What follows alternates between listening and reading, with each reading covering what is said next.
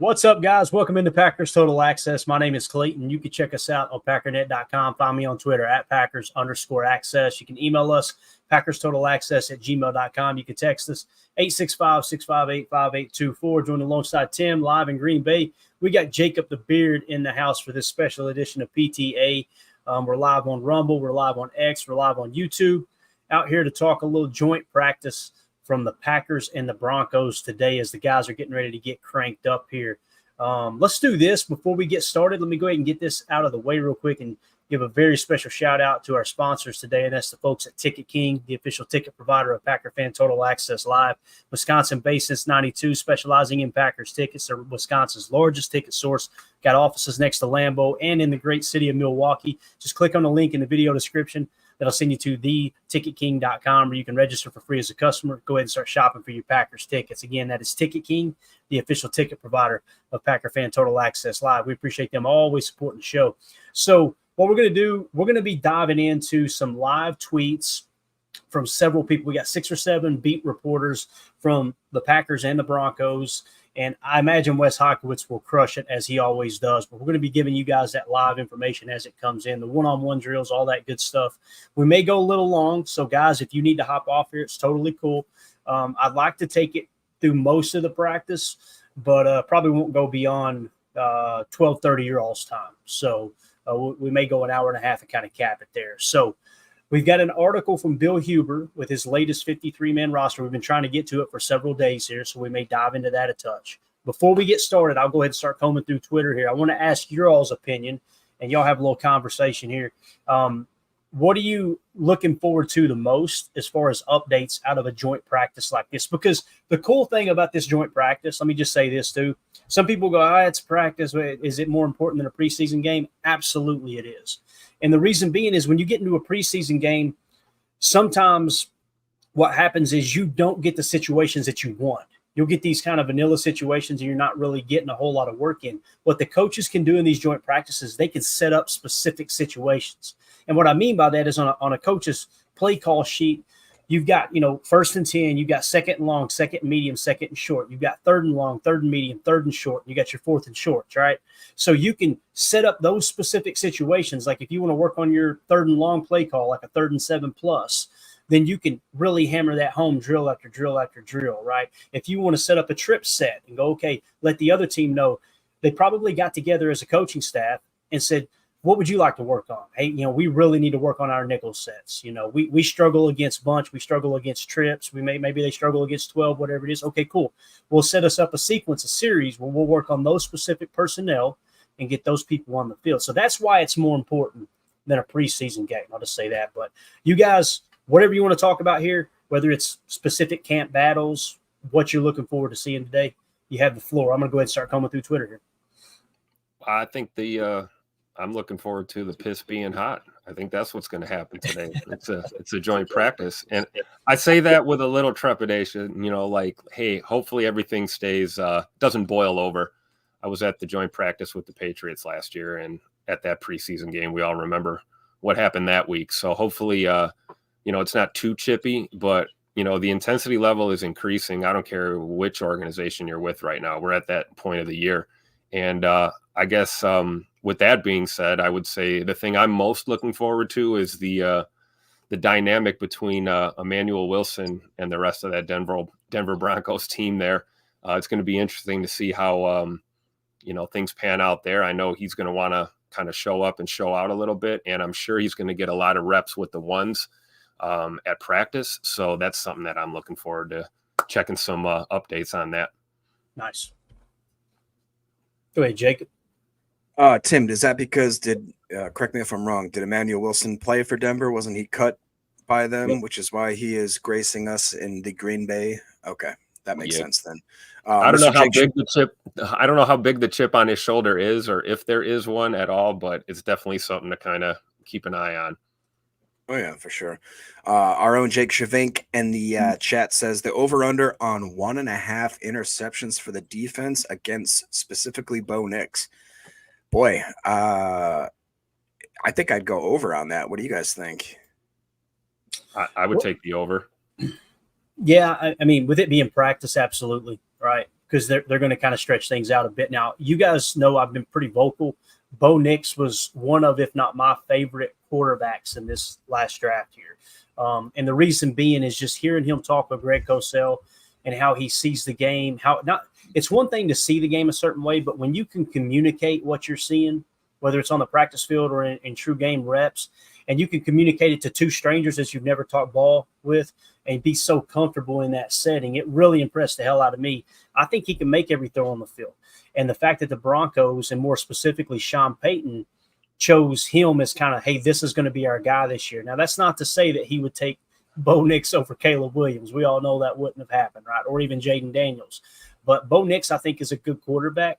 But in practice, yeah, I'm definitely taking the over because I think they're going to be out there. That's what it's for, guys, is to try to push the envelope. What can we get away with? Can we hammer that seam route?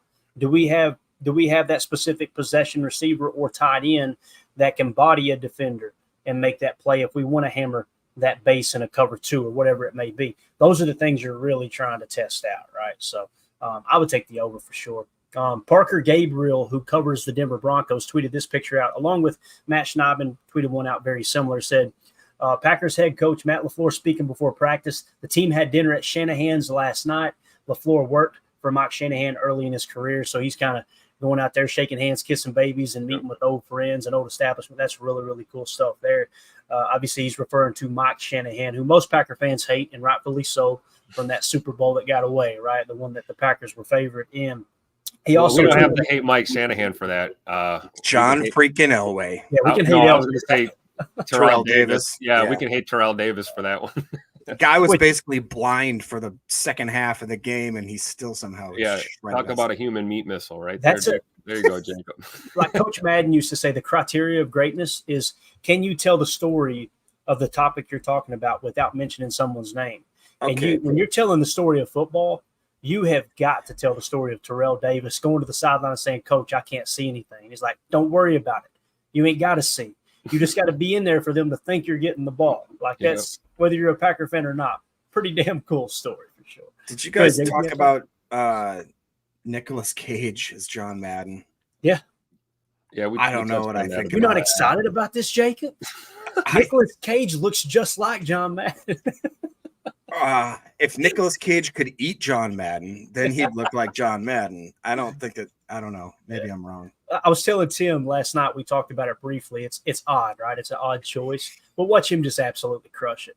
Like, it would be hilarious if we come away with this going, I'll be damned. He acted just like John Madden. I was trying to think, what other actor do you think could just more fit the role? I couldn't think of one. Frank Caliendo. Frank Caliendo. I mean, honestly, though, I'm trying to think. I thought like Jeff Bridges, but I thought, no, he couldn't get the voice down.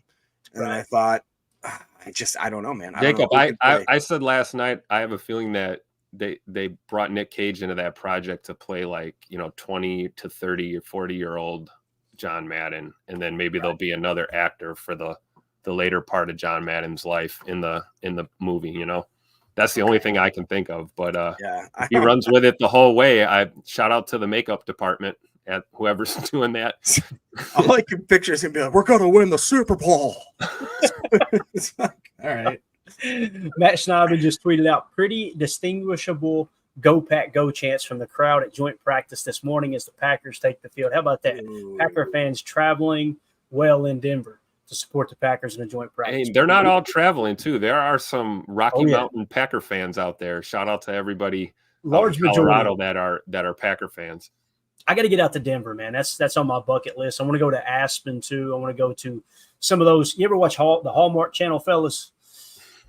Yeah, once a year during Christmas. Hey, it's okay. Listen, Jacob, don't hold on to that man card too hard. It ain't a big deal. All right. I always tell people I hate the Hallmark Channel, but every time Mandy's got it on during the holidays, if you walk in the room, there's a Hallmark movie on, you can't help but leave the room in a better mood. It just always happens. No, but the thing is, you get mad. You hate watch it. I used to live with family members, and they would play the Hallmark Channel constantly.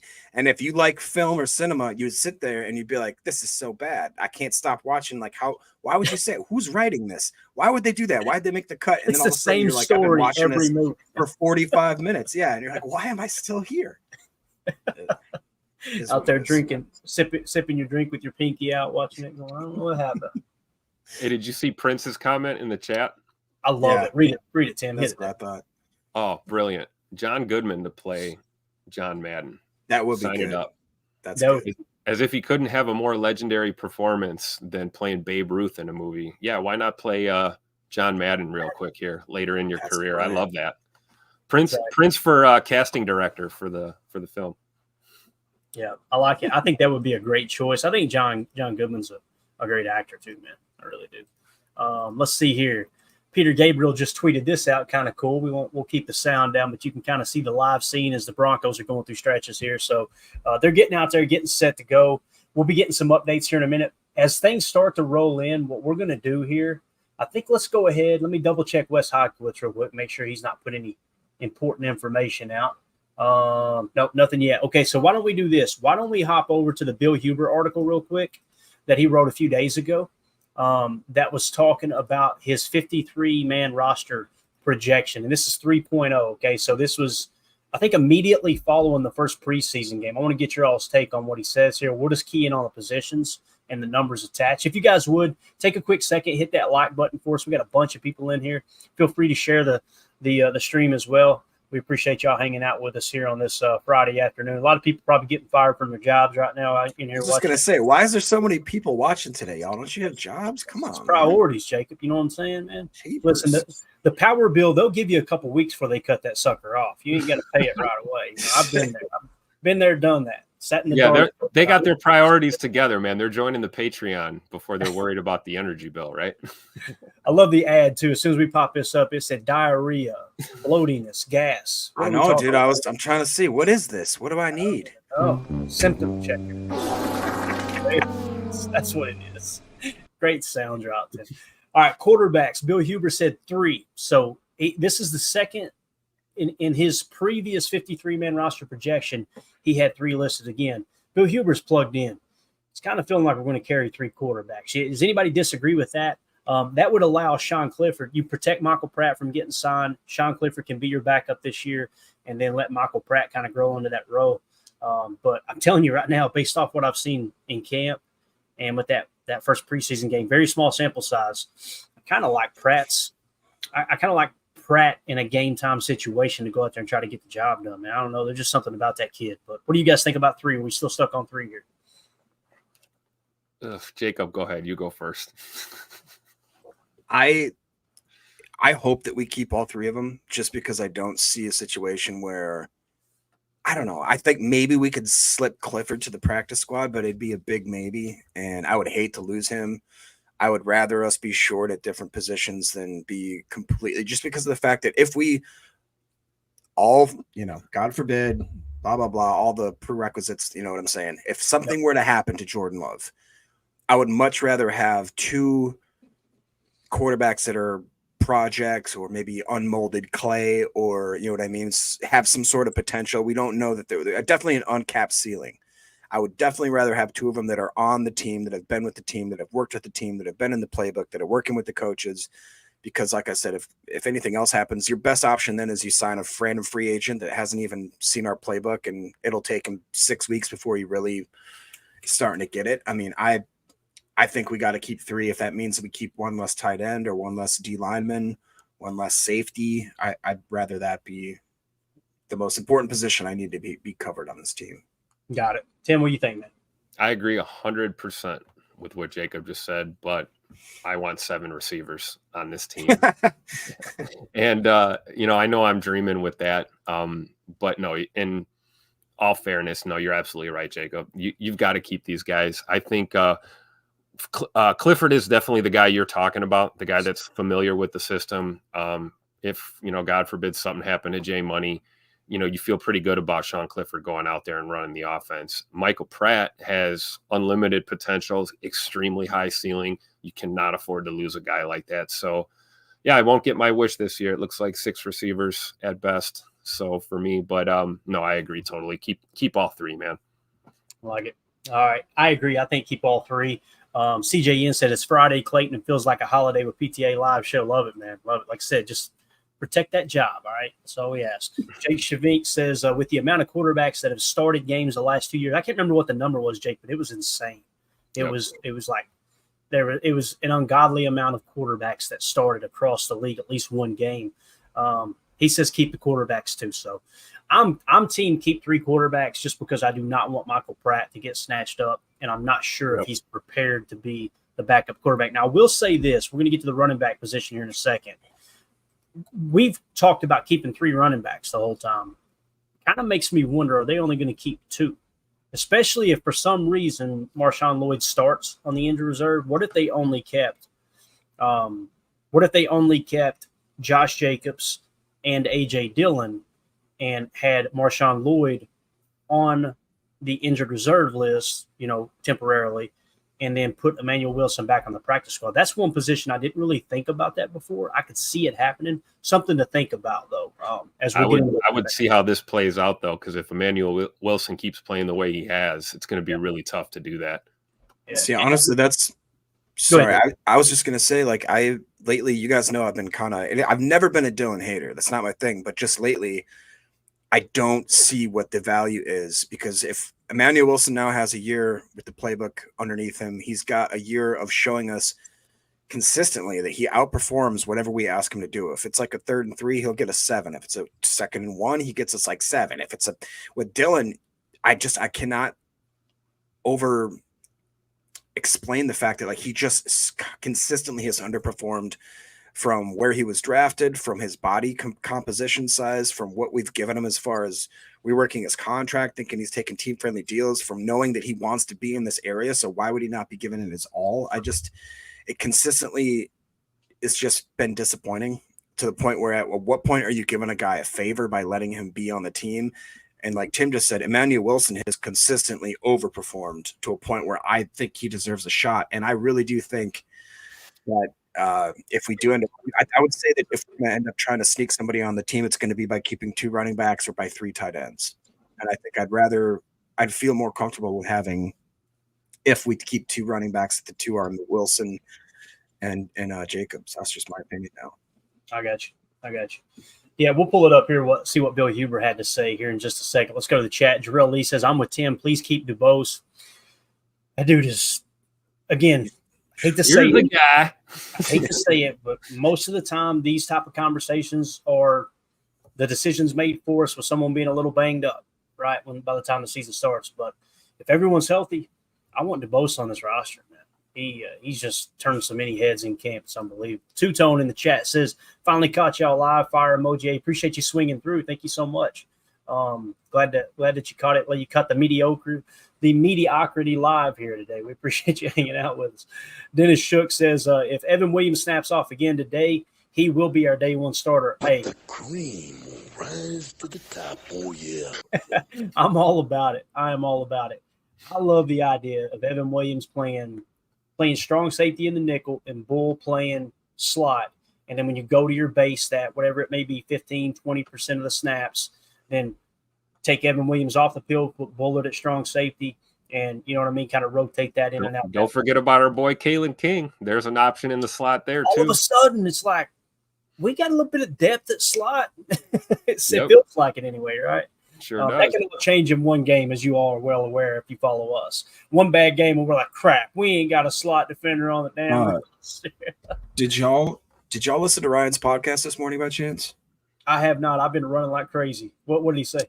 And I listened to it while I went back to sleep, so I kind of comprehended it and I kind of didn't. But I know for a fact that it was Evan Williams and Javon Bullard, both of them. When you just take out the rookie safeties, Javon Bullard scored number 1 in either run defense or tackling, and then Evan Williams was number 1 overall of any graded safety as far as coverage. And I could have those swapped, but that was basically the gist, is that both of our rookie safeties in one major category or the other were the highest graded performer in the NFL, which is pretty freaking cool. Now, the only thing that was a little bit of a backhanded, I don't know what you want to call it, the other category, both of them scored pretty low. They were like 30th ranked over, like in the opposite of being first ranked, say in coverage, they were like 30th ranked in like run defense or tackling, whatever the case was. But That being said, I think that the way that our defense has been absolutely flying around and being so consciously heavy on getting turnovers, and you've seen it in the way they practice, that I really do think, I mean, Evan Williams, me and Clayton, you guys know how I felt about Bullard since day one. I think you've obviously known too how we felt about Williams, thinking like he's the reason that we came up with the human meat missile phrase, was because we watch him and like all he does is just get shot out of a cannon and just smoke people. But whoever, and that was our fault, because whoever threw together that highlight reel just focused on the fact that he was really good at being shot out of a cannon and hitting a quarterback or stuffing a run or whatever the case was. They didn't show the necessarily better traits to his game, which could be his coverage / just FBI, dude. We talk about a guy that I didn't realize his FBI was as strong as it clearly is. No, yeah, he reads and reacts so well. I don't know what happened to Tim. That's kind of a weird sit up there. Hopefully he's all right. I've never seen that blue there. Okay, no, if you need it off, you go ahead, Tim. It just popped up blue. Did you see that, Jacob? It's like a blue CD case. I was like, damn, did Tim drop an album? What happened? Like, it Did that happen? What? I didn't see that. Get rich or die trying? No. Yeah. Anyway, right. Yeah. Album coming soon, guys. Bars. 12-inch vinyl copies only. Bars. Dennis Shook in the chat said Denver's D was tough last year. I want to see how our run game does against them. Amen. And more specifically, A.J. Dillon, man, I'm excited to see A.J. Dillon and Emmanuel Wilson in the game on Sunday for sure. That's what I'm really keying in on. CJN says, no worries, Clayton. I'm still working while listening. LOL, he's working, right? You crush it out there. You be the best employee, CJN. Malik Whitmore, hope I'm saying that correctly. Whitmire, sorry. Big Dillon guy, but at this point, it's got to be Wilson's job. It's just such a tough look on Dillon the other day, man. I slept on it and everything, and I'm trying to like not be too overly critical. But man, that comment, for those of you on Twitter, just sit there and watch. It's like, damn, bro, you have changed a little bit, haven't you, my friend? That was rough. Sucks. Prince in the chat says DeBose for wide receiver 6. Love it. Ron Sanville says LaFleur says pass pro Jacob. All right. Not sure what that was about. I missed that. That's probably the argument. Keep Dillon. Yeah. Oh, pass pro. Okay, gotcha. Good stuff. And then Dennis Shook says Jacob, quote, we came up with, I think he means that he's trying to put it all on me, that I was the creator of the human meat missile. And I'm pretty sure it wasn't. I thought it was Brenton Cox Jr. that started this whole thing. Are you sure it was Evan Williams? I don't know. Well, it's probably Brenton Cox Jr. But Evan Williams was really what personified it, where I was like, yes, there's a typical type of player. And then I saw Bullard and I saw Cooper and I saw Hopper and I went, oh, now this is why we got human meat missiles. That's the whole. Yeah, we've got a whole fleet in an arsenal of the HMMs. Cox was the one that started it, though. Listen, I'm with Dennis Shook here. This is all Jacob. I ain't putting it on anybody else but Jacob. This is him that did this. All right. He is him, as Coach Dion says. He is him. All right. Let's go back to the 53-man roster projection. Let's see what Bill Huber said about the running backs. He's got them keeping 3, Josh Jacobs, A.J. Dillon, Marshawn Lloyd. So he believes they will, at least at this point. It says releasing Emmanuel Wilson. I'm pretty sure you could put him on the practice squad, but I'm not sure exactly how everything's going to fall into place there. So he's saying 3. And again, I said 2 because there was some, I can't remember who was talking the other day. I was listening to a podcast or a live show, and someone had mentioned, don't rule out the possibility of only carrying 2 running backs and being able to stash some of these guys on the practice squad and work them in as the season goes on. I didn't really think of that. So Bill Huber disagrees right now. Moving on to receivers. This is the big topic right here, right, guys? So Bill Huber still has them keeping 6. Christian Watson, Romeo Dobbs, Dontavion Wicks, Jaden Reed, Bo Melton, Grant DeBose. Nothing changed. He still got them releasing Malik Heath. Isn't it wild that we all went from like Malik Heath is a solid number 6 receiver to now all of a sudden he's just kind of an afterthought, right? Someone will pick him up. I believe that. I heard somebody the other day say that they think he'll clear waivers. I think it was Matt Schneidman said he'll clear waivers just fine. I'm like, I don't know about that. But what do you guys think about those 6? Dude, you can't tell me that there aren't maybe 10 teams that would love Malik Heath. Yep. Certain teams are really hurting at like wide receiver 3 plus 4. Anything past that, they have nothing. I mean, you can't tell me the Raiders wouldn't swoop him up, that the Cardinals wouldn't swoop him up, that the Saints wouldn't swoop him up. A lot of teams that are really They got maybe a great one, maybe a decent two, but they got nothing after that. So, and Malik Heath has showed he's a very well-rounded receiver that is confident. He's a little cocky, but he plays. I think he's one of those players that outperforms the way he's cocky, which is saying something because he's pretty cocky. And he's made a couple really clutch plays too, like in the fourth quarter on fourth downs, on third and shorts. When I remember one of them where he caught that slant and he just muscled his way into the end zone after making like a dude basically he decleated this guy by juking him out so hard that he was able to run around him and score the touchdown. I mean, it was just I would exactly the Lions have nothing after wide receiver 2. Nothing. The Vikings have nothing after wide receiver 2. Yeah, it's a good point. Tim? Oh, Grant DuBose on the team? Come on. Yeah, of course. I mean, drive home safe. Do I have to say it again? But really what this is we're not going to dog on Malik Heath because that was my dude last year in this position. We saw Bo Melton get hurt at training camp. We saw Grant DuBose hurt really early in camp, and Malik Heath stepped up and became the darling of that receiver room and kind of, pushed his way onto this team. And like Jacob just said, played a lot of meaningful football for us and made some clutch plays. And, a lot of the qualities we talk about with Grant DuBose are things that Malik Heath does, run blocking, things like that. So I will say this, though. It is going to be tough to release Malik Heath. And I guess that's, whether he's sent to the practice squad or released outright, he's not going to be in Green Bay if he's not on this roster. I believe he'll get picked up somewhere as a workhorse receiver. Maybe a 5 or 6 guy on another depth chart. It's just, I don't think it's so much Malik Heath's game falling off or, second year slump or whatever. I think it's just the ascension of Grant DuBose. Hey, this is what we talk about. You got to put your best guys on the roster and on the field. So, if Matt LaFleur says we're keeping 6, then we're keeping 6. And I think this is the 6 that we keep for sure. Got it. Dennis Shook in the chat said they are more likely to cut Bo than Malik. I could be completely off base here, Dennis, but I respectfully disagree with that. I think they like Bo a lot more than Malik. Do you guys agree with that? Disagree with that? Who do you think they like more, Bo or Malik in that situation? Bo. I think Bo's protected. I think they like Bo better, but a few comments came in here. Malik getting cut, Melton a lock after last season for sure. I said before, Respect Orange says Bo performed in season more than Malik, and Bo's speed is a better positive. Yeah. Says Melton needs to get his confidence back, however, and I do agree. He had that game was about as bad of a game that Bo Melton could have had.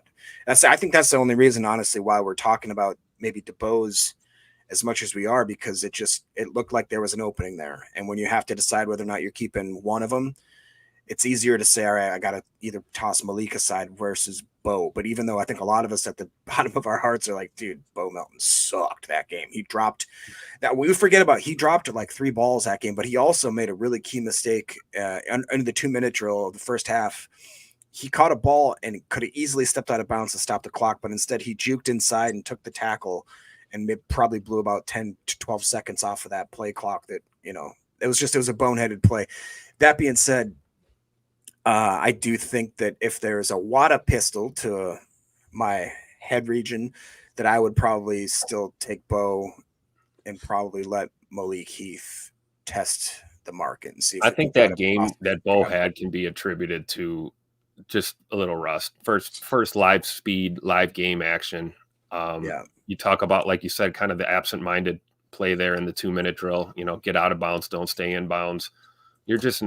He's just getting his legs under him. Same thing with the drops. I mean, the thing that was so hard to watch with the drops is they were all catchable, and they were all 2 out of 3 of those drops were pretty much right on the money, and he just couldn't hang on to them.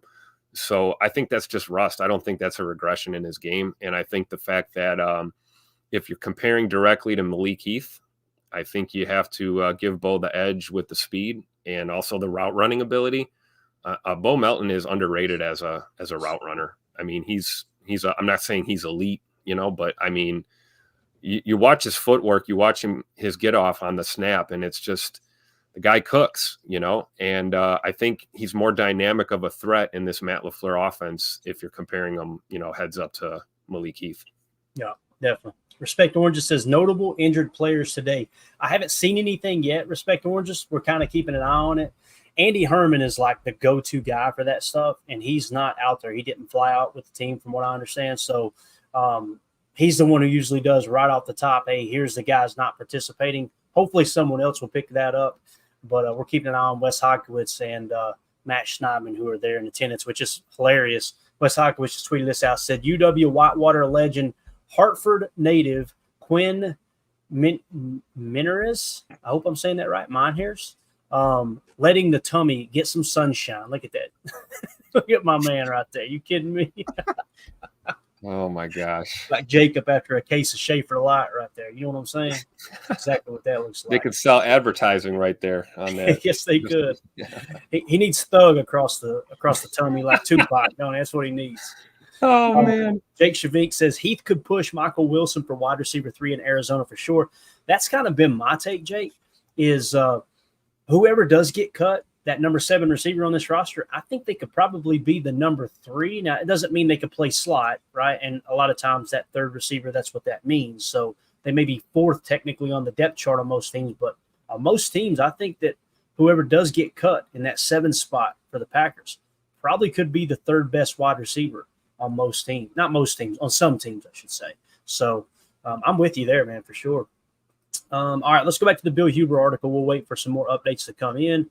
And let's see what he had to say about the tight end position real quick. Moving on to tight end, he's saying 3 tight ends. All right, Luke Musgrave, Tucker Kraft, and Tyler Davis. So obviously they're saying Tyler Davis, they being Bill Huber from SI.com, is saying Tyler Davis over Ben Sims. Me no like that, Jan, but we know this coaching staff loves Tyler Davis. Jacob, you have the floor, sir. Well, it's no secret that I have been a critic. I shouldn't even say a critic, but I've been pretty harsh. I've been pretty harsh on Tyler Davis, and there's really no – I used to get mad at him because I thought that he was really bad at being a pass-catching tight end and being somebody that would actually help us, move the chains.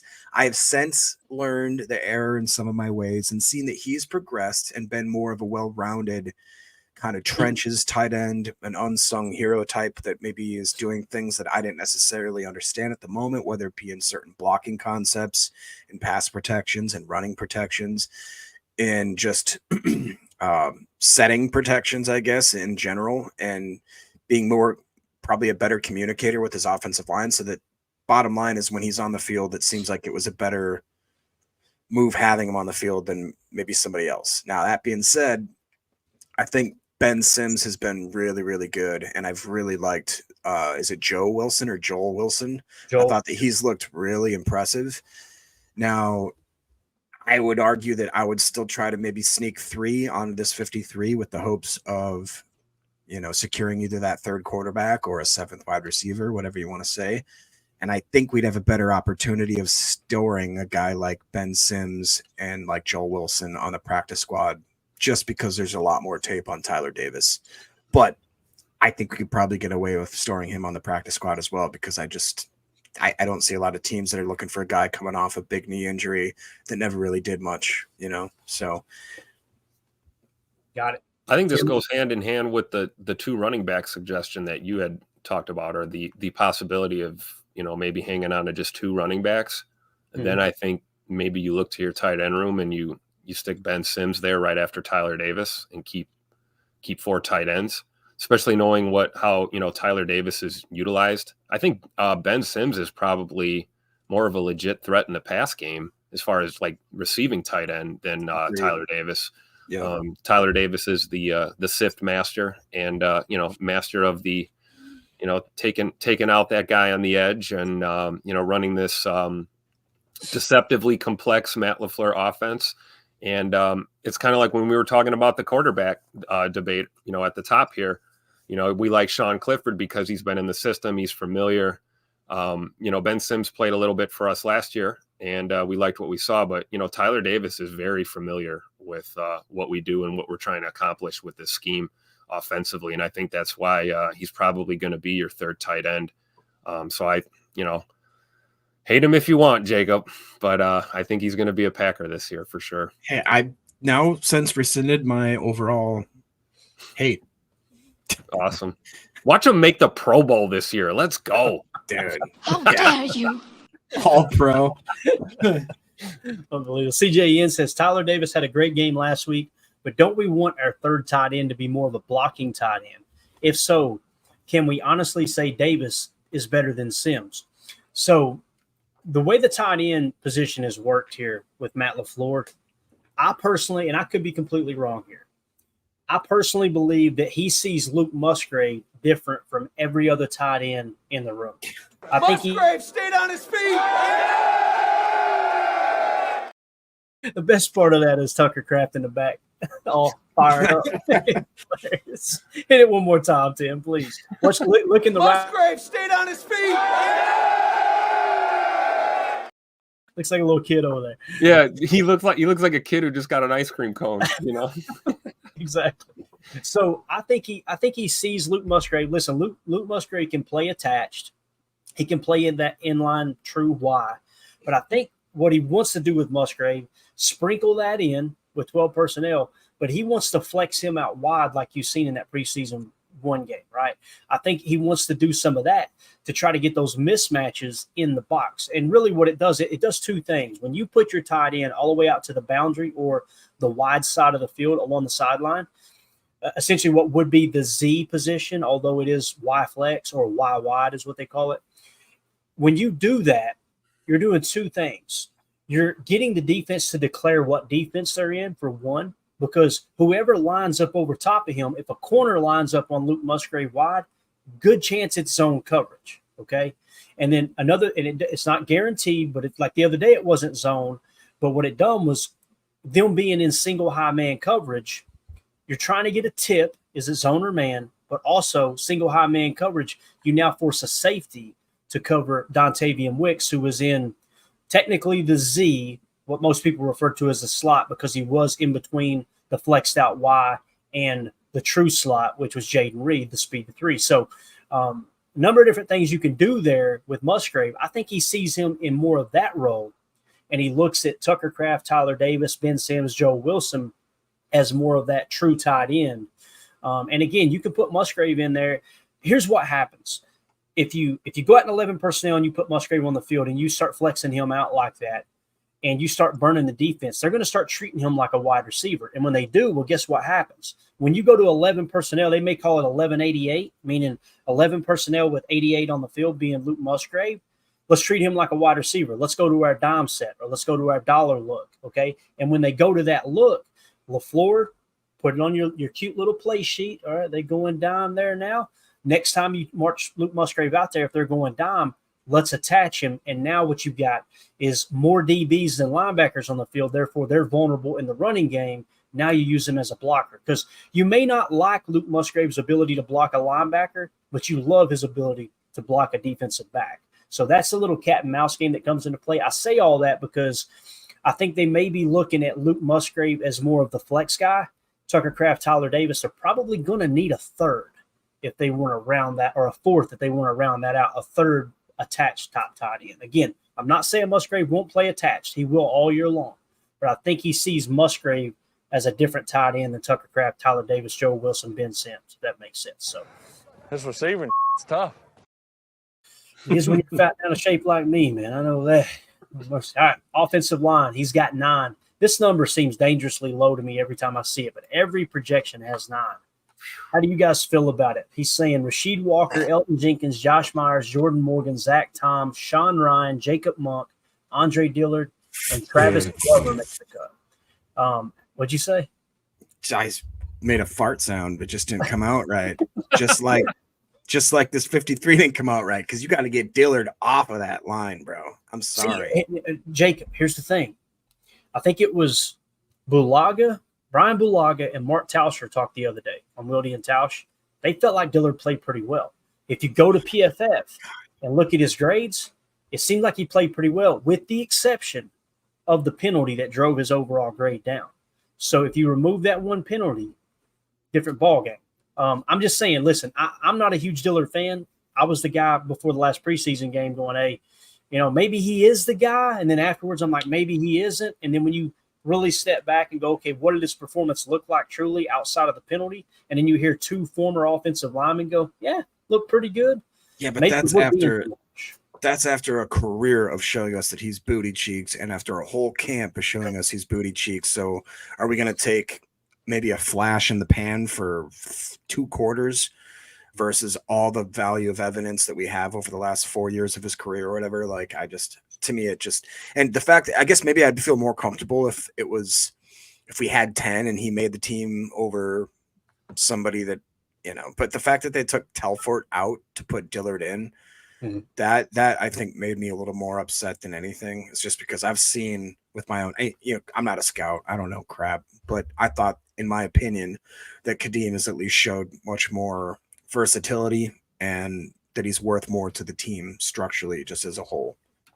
It sure seems like early on in camp they pulled Dillard pretty quick and tried Telford, didn't they? So they may see it that way, man. They might see it that way.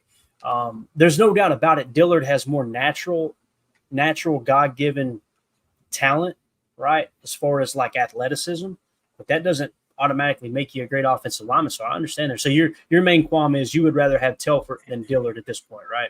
Well, yeah, and then is it weird too that you guys all of a sudden, is it just me or has Tenuta just been kind of written off? Is he just weird, isn't it? Yeah. He's just gone from how promising they supposedly, maybe it was just coach speak last year, but they sure were singing high praises of Tenuta. And now this year it's like he gone. That's a good point. Tim, what do you think about this offensive line here? And again, the reason it worried me, man, let me pull this up real quick just to check back. Didn't we keep 10 last year? We kept 11 last year. Yeah. And that's why my number was at 10 this year, is I thought they might, given the draft and, everything that we did, that they may lose a lineman, but I didn't think they'd go down to 9. And there's still, again, this is still predictions, right? This is not set in stone. We've got a few days left before we start seeing some cuts, significant cuts. But I will say this: I look at Jordan Morgan, unlimited potential, high ceiling, little banged up, dealing with some injury issues. We can say the same thing about the invaluable Zach Tom as well. And we know as you go through an NFL season, you're going to have guys go down, especially on that offensive line. You're going to have ankles, knees, all kinds of crap happening to guys where they're going to miss a game here or there. That's why I think having at least 10 to provide depth, God forbid you lose 2 linemen. And, we don't have to think too far back to watch Packer highlights and look at plug and play linemen and Aaron Rodgers, every play having to roll right or roll left because there's just massive issues on the O-line. So I would think just knowing that a couple of guys are dealing with some nagging issues going into this camp, plus we have the rookie factor, kind of the unknown, how these guys are going to do when they're thrown into the fire. So my suggestion would be 10, and I'm kind of with Jacob here. I'm surprised it wouldn't be Telfort, but I guess we'll see. Got it. All right, we got a little bit of an update here from Wes Hogwitz out there at joint practices. Looks like they got some drills going on. Kenny Clark, a nice rep against Quinn Minarez. Kobe Wooden looked good, winning a couple snaps. Deslin Alexander won with a spin move versus Frank Crum. And then Jonathan Ford opened with a good power rush versus Wattenberg. It sounded like pretty much everybody in that rep did good, right? Yes? Yeah, looks good. That's go ahead. No, I was just gonna say, do you think that there's any truth to that? Did you see the report that Billy Turner was in practice and that he was, quote, open on making a comeback? And boy, we're getting the full gamut, man. David Bakhtiari's coming back. I heard Balaga's coming back. Yeah, man. I mean, Frank Winters, man. I heard he still got it. If we need a center. Screw it. While we're at it, let's call up Tony Mandrich and see if he's ready to go. There we go. All right. Yeah, the whole Billy Turner thing was kind of odd. It's like just show up to practice. Hey guys, I'm still out here if you're looking for somebody. But yeah, I don't know, man. Didn't he go over to the Jets too? Didn't the Jets sign him? Yeah, he was a Jet. Also at Denver right before us too. So maybe they're just trying to, I never was a Billy Turner fan. I know when we signed him in free agency, I kind of felt like it was not money well spent, but at the same time, I tried to reserve. This before we were podcasting, before the show. I was kind of as a fan sitting back on, maybe he'll work out. It did not. it did not work out. So I love the people too that we were going, man, the PFF grades are horrible. They're horrible. The PFF doesn't know what the hell they're talking about. He's playing well. Next thing you know, he's on the street. It's like, oh, really? Funny how that worked. It's PFF doesn't know anything until, of course, these guys are out of a job. But we'll keep an eye. Like I said, let me refresh this one more time. If we don't have anything, we'll get back to the article. All right, nothing yet. So let's go back to the Bill Huber article. We're going to jump over to the defensive side of the ball. This is where it's going to get fun. Tim, I know this is your cup of tea right here, my man. Let's see what Bill Huber has to say about the defense and how many we're keeping. Defensive ends, he is saying 5, okay? So he's saying Rashawn Gary, Preston Smith, Lucas Van Ness, Kingsley Enagbare, and Brenton Cox from his 2.0 version of the 53-man roster projection. Nothing has changed there. Tim, we'll let you have the floor first because I think I know who Jacob's going to talk about on this list. Go ahead, Tim. Dude, yes, let's go. Yes, I'll take it. Give me these 5 dudes. These are all dogs. I love it. It's really fun to watch. We talk about the leadership in the D-line room really as a whole between guys like Rashawn and Kenny Clark. Preston Smith being the OG, the elder statesman of that group. Certainly provides a lot of veteran leadership. But what's really fun to watch is Rashawn Gary kind of stepping. We talked about this last year. He kind of stepped up as a vocal leader. He's always been a lead by example kind of guy, but last year Rashawn kind of stepped up and became that vocal, emotional type leader. And I think we're seeing more of that now. So it's really exciting to see LVN, Enagbare, and Brenton Cox in that group with Rashawn and Preston Smith, and then kind of by default, Kenny Clark as well. So it's a good balance. I love these guys. They're all dogs. I already know Jacob's going to call them all HMMs. So it's all you, man. Go. Let's hear about your thoughts, Jacob. Why don't you lead with Brenton Cox Jr.? I mean, you're looking at the chat. I seen you giggling. You've created a monster in here, Jacob. That's what you've done. I couldn't really say it much better than Tim just did, but I have, all joking aside, I have noticed that Rashawn Gary has seemingly taken a much larger vocal role, and I think that he may have been a little bit. I hate using the word triggered because it's such a freaking whatever word, but I think that he got agitated from people maybe saying, "Hey." Once he got paid last year, Gary, I think a lot of it too is we forget he came off major injury recently. Yes. And Kingsley Enagbare has even shown that the doctors are like, bro, you're good. Your knee's good. And he's like, it doesn't feel like I'm, you know what I mean? Because he just that mental block, whatever, isn't letting him play to his full human meat missile capacity. Now, if all of these guys are all freaking ready to go, if they're all champing at the bit, especially I'm looking at, I think Preston Smith is the epitome of steady Eddie in this league. He has just been good every year, basically, if they're since he was in Washington even. And if he just does what Preston Smith does, if Gary turns into the more of that HMM, if Lucas Van Ness takes that second-year jump, and we've already seen it, he seems like he could be a game changer, especially in the third and fourth quarter when we're rotating guys because people are getting gassed. If LVN can go in there and start making plays, same to be said with Kingsley Enagbare and Brenton Cox. If Cox can stay slippery and work his way at the end of those games, he's gonna work his way into that rotation. And if the guys are putting him in position where it's third and long, that's where he can shoot that gap and really make a name for himself. Just the tip, though. That was pretty clean, guys. I don't know what you're laughing at. I was just talking. Get your head out of the gutter, right, Jacob? Tell us all that. Professor Cake says, oh, nice. I get to listen to y'all while I'm at work in the paint booth spraying some cars. My man, Professor Cake's doing the Lord's work out there. Appreciate Love you it. Out there on the grind. Love it, love it, love it. All right. So did you get it all out of your system, Jacob? We good? Yeah. You're an amazing person. You know that, don't you? Got the best listeners, I swear, man. All right, up next, defensive tackle.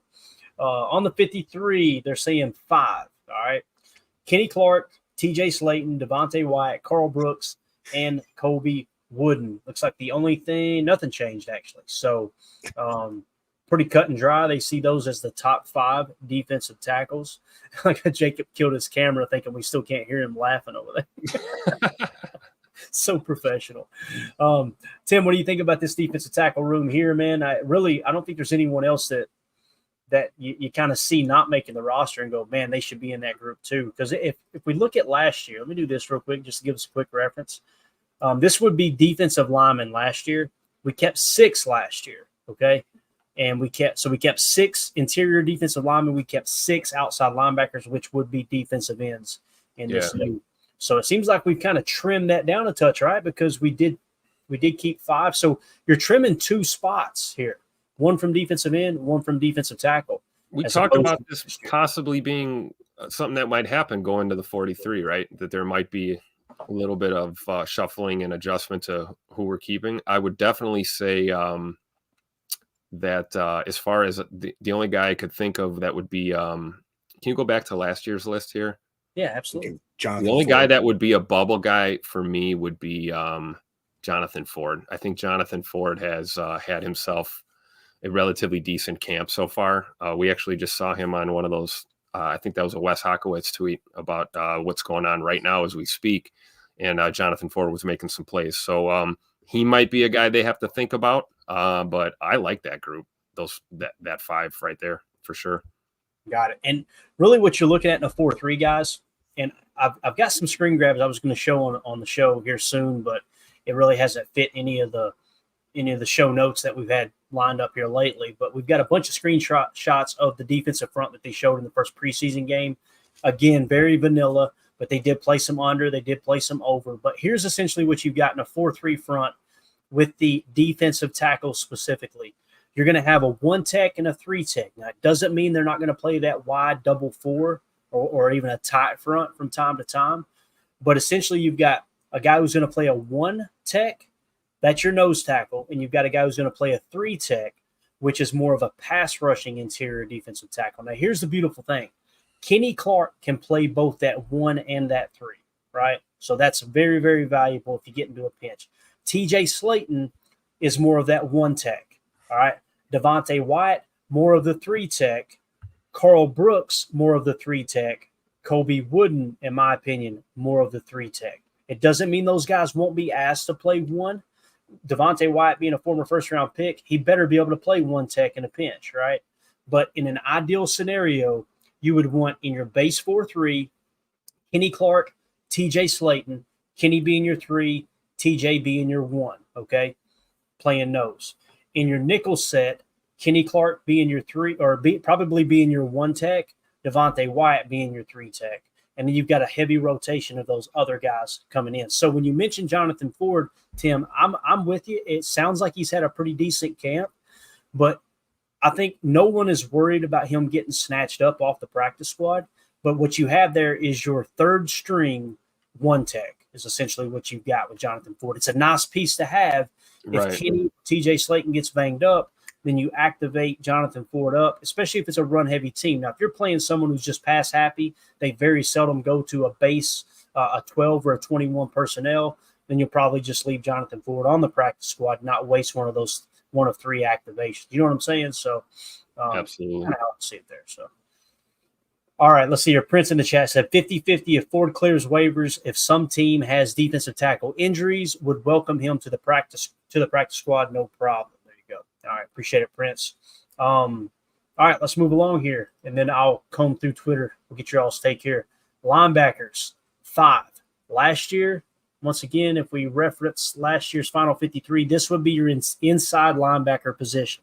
We kept 5 last year. They're saying we're going to keep 5 this year. These 5 that they've got listed: Quay Walker, Isaiah McDuffie, Eric Wilson, Edgerrin Cooper, and Tyron Hopper. No changes happened according to Bill Hubert and his previous 53-man roster.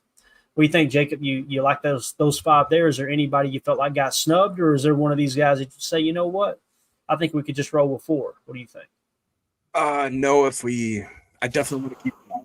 Which 5 would be, preferably I would pick these 5. If, again, there's any sort of injury, which we've already seen that both Cooper and Hopper have kind of been here or there with a little bit of injury issues. I've personally liked really what Christian Welch has looked like. I was gonna say he just looks impressive. He reminds me of that old school kind of Urlacher type of just a big beefcake back there. Yeah.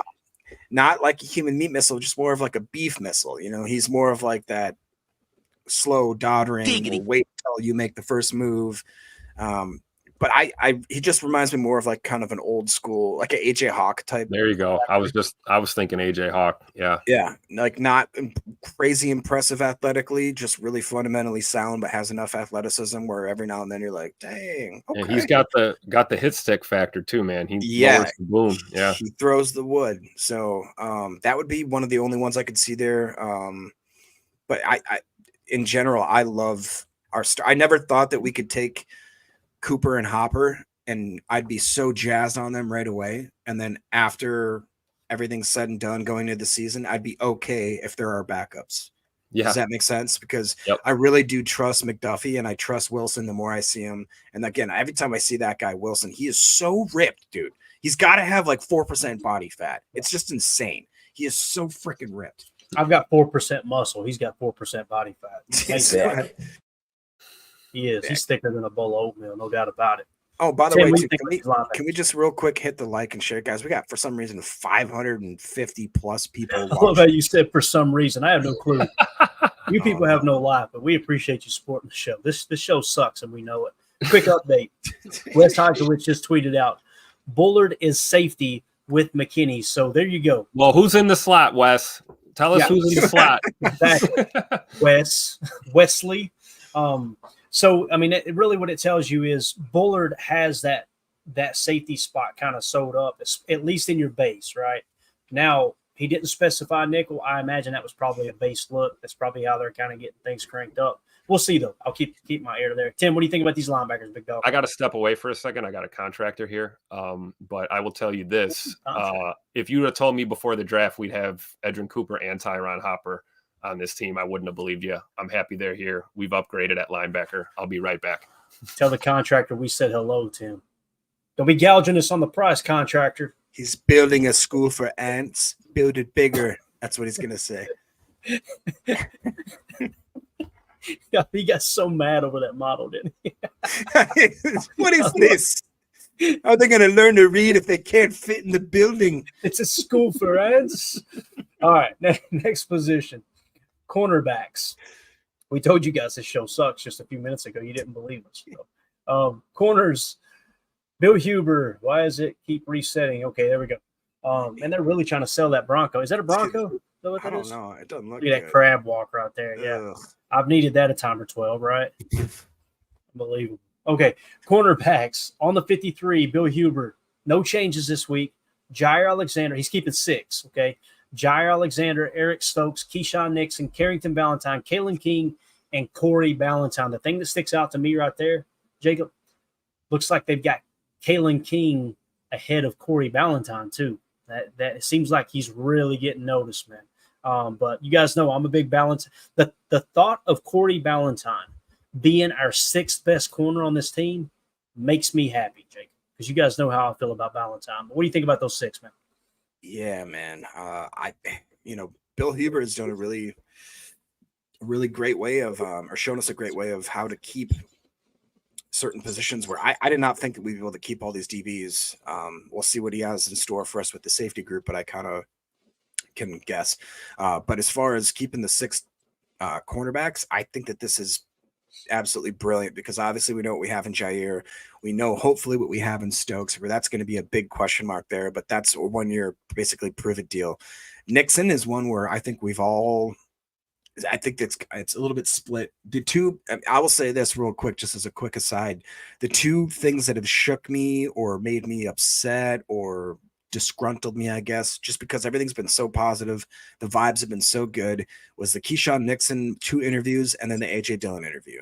So like those are the 2 interviews that just have, for whatever reason, created a little bit of riff, created some drama. So Nixon, I'm well on board with saying that I still think we maybe overpaid him. I will wait to see and come out with an actual opinion after the season is at least midway through, because if he is that great in the return game, then I think it's worth the money. I will say I don't think he's the answer at nickel, and I think him being so confident that he is is a detriment to the team. I think that you could plug in multiple people before him that are younger than him, that are getting paid way less than him to be the starting slot. Now, hopefully he proves me wrong. And after that, all I'll say is that I'm super pumped about Valentine. Listen to this. The back end of our freaking cornerback group is Carrington Valentine, Kalen King, and Corey Ballantyne. That's pretty cool to me. Yeah, that's strong. That's strong medicine right there, dude. Let's go to Wes Hockowitz. We got a bunch of updates rolling in now. Really good stuff. Let's see what we got. So obviously we mentioned Bullard is safety with McKinney. Next, and you got to go from the bottom up. Preston and Gary combined for a sack of Knicks on fourth offensive snap. Couldn't tell who would have gotten there first. So Gary and Preston Smith continuing to beat the tackles on the edge. And again, it's nice to see another team struggling with this, Jacob, because obviously our offense has struggled to block these guys, the whole defensive front as a whole. And it's kind of the whole chicken before the egg conversation. People, is the offense bad? Is the defense good? You're seeing them do it, albeit against Denver, not a great team last year, but they have made some adjustments this year. That's nice to see right there, man. That's what two premier positions, right? Tier 1 of importance, edge defense. So pretty cool. Next, he says Clark beats, and someone in the chat had said they think it's pronounced Miners. It's Miners. Miners. Yeah. Okay. Thank y'all for clearing that up for this dumb redneck right here. Wes Hawkins says Kenny Clark beats Miners for what would have been a tackle for a loss on a run. So Kenny coming out playing the run real strong there. This is what I want to see, Jacob. LVN in the backfield on the rush versus Stidham. Possible sack. Stidham hits Humphrey with King in the slot.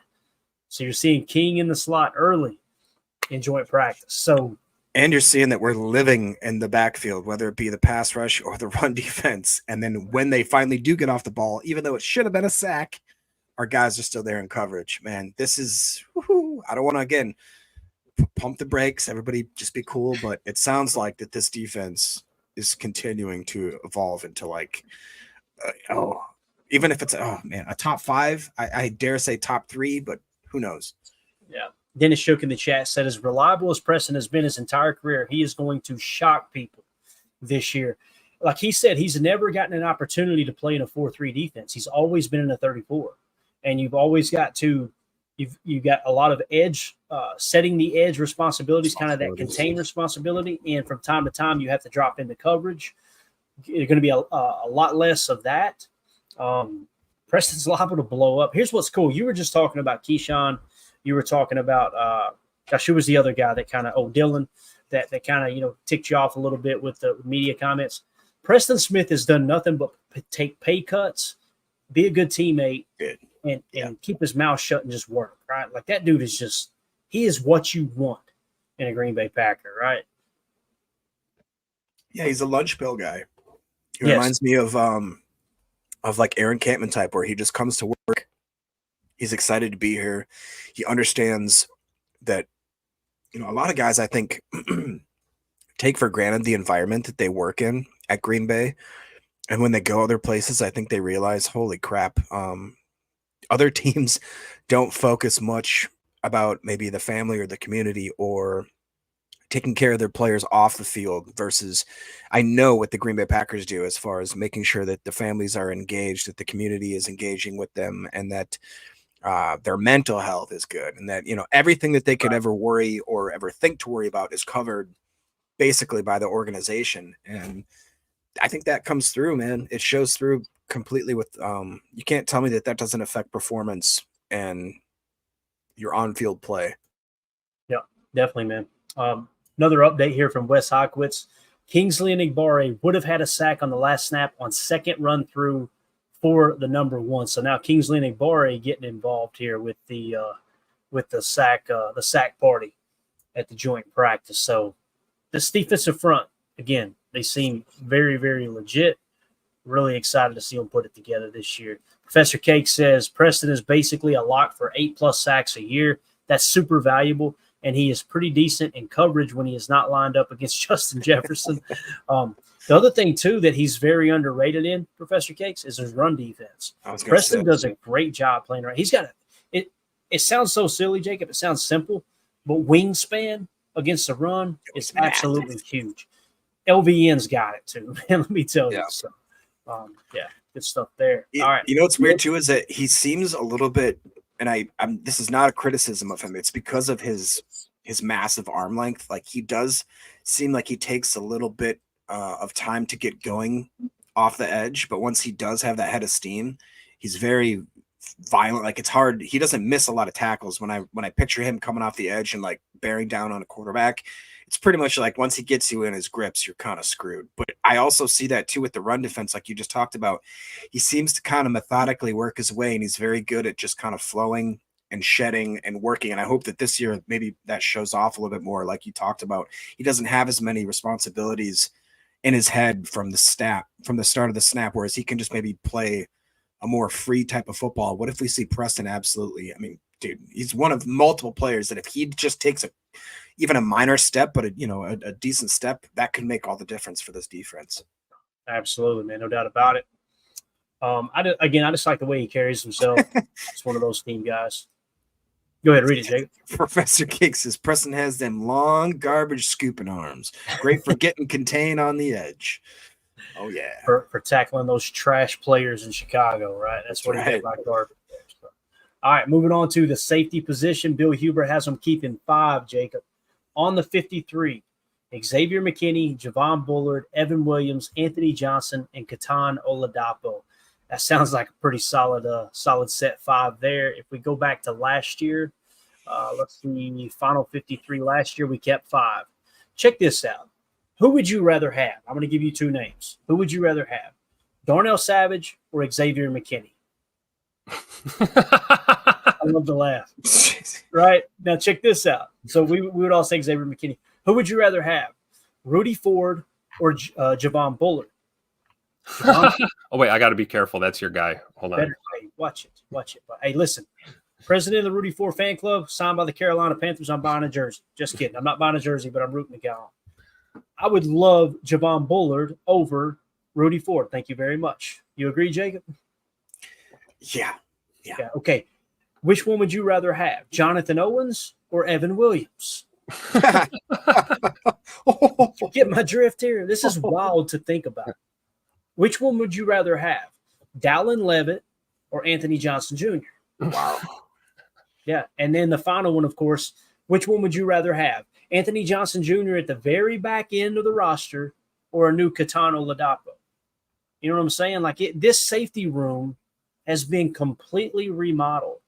And that's why I know somewhere Joe Barry is really pissed off. Like, why didn't y'all do this when I was there? I'm just telling you. But to be fair, anyway, if you guys remember, the big knock for years and years and years is they only draft defense on one. So and we had the most number 1 picks on a starting defense for multiple years in a row. So I think that argument is a little bit lacking. You know what I mean? Whatever reason, people are playing, and they're playing with their hair on fire inspired for Halfley. And I just don't think that for whatever reason, Barry got the same oomph out of him, Yeah. Tim, what do you think of this safety room, man? It's pretty sweet. Yeah, I mean, remodel is a great way of putting it, and when you remodel, you got to bust it out to the studs, right? Make sure you check everything, get everything put together correctly. And that's basically Tim, I think they bulldozed the whole foundation. That's what it looks like. Yeah, those studs weren't even weight bearing, bro. They just knocked them suckers out and said, nah. The fact that Anthony Johnson Jr. is in the mix here is a testament to what he's done these last couple of years. Yeah. He was kind of a question mark last year, but I thought he played pretty well for a rookie. And the fact that he's kind of still in the mix with this group says a lot about him, because it's pretty good company there, right? I love it. I think that is going to be the thing that really gets us over the hump, combined with the fact that it looks like we got a run D now as well. So if we're solid up front, in the middle, and on the back end, that's that recipe for that top 5 defense that we're striving for. So I love this safety room. Definitely. Guys, we just cracked 600 viewers. Appreciate everybody hanging out with us. If you would take a quick second, hit that like button. Every time you hit the like button, it's going to boost that algorithm for other people who are just randomly scrolling on YouTube and go, somebody's covering the practice today. So appreciate y'all supporting the show, man. This is a lot of fun. Dennis in the chat says, Andy German, that's how you say it, right? Am I thinking right, guys? Kerman. I think he meant Andy. I think it's actually got an I in there. Anyway, it don't matter. Say this safety room might be the biggest improvement by. Oh, he's saying Andy Herman. Okay. Yeah. Okay, gotcha. Andy Herman says the safety room might be the biggest improvement by any position group in the NFL this year. I can't disagree with it, man. They completely revamped it. And like you said, Tim, the fact that the last person standing was Anthony Johnson Jr. says a lot. It would have been real easy to go, he's a 7th-round pick. Let's just move on. Yep. You know?